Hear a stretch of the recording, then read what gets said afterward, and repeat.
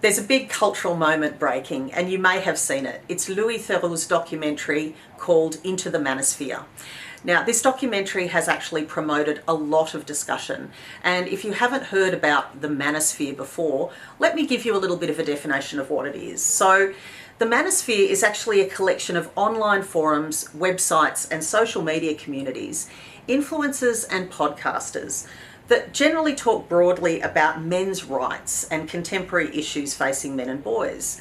And so the key beliefs that emerge from this are really quite an extreme promotion of traditional values and gender roles, traditional masculinity, ideas of male supremacy, misogyny, and quite often violence and conservatism and align with far-right politics. And so Louis Theroux talks to some of the influencers that are in this space, talks to those that are promoting this hyper-masculine culture, and really exposes how underpinning it all is they're making a lot of money out of this, and they're making a lot of money out of influencing young minds towards these kinds of ideas.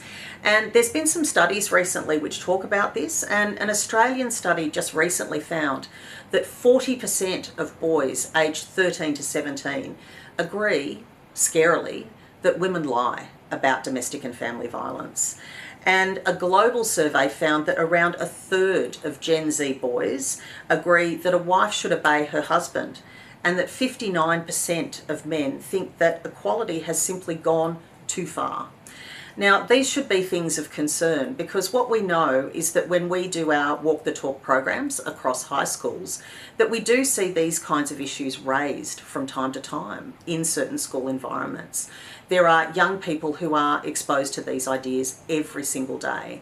And one of the things that the documentary doesn't really talk about and doesn't really expose is the impact on young women of these ideas.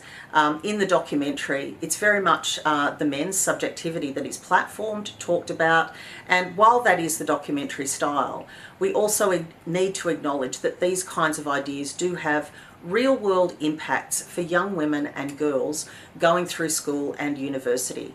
We've also seen the rise in peer-to-peer young people sexual assault over the last couple of years as a result of the increasing online harms, not just of the manosphere, but access to pornography online. So these are the kinds of things that when we're talking about our education programs, our Walk the Talk, we know that it is incredibly important that we continue to shape attitudes through our primary prevention work. It's also incredibly important that we engage young men and young women in being part of the solution, which is why we have the service learning component of our Walk the Talk program, where we get those young men and women to engage practically in supporting women and kids affected by domestic and family violence in their communities.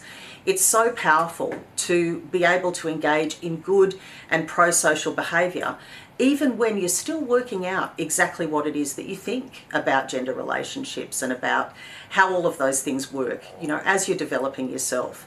So Walk the Talk remains an incredibly important program. We want to expand it, and we really think it does good work, not just about attitudes, but also about behaviours.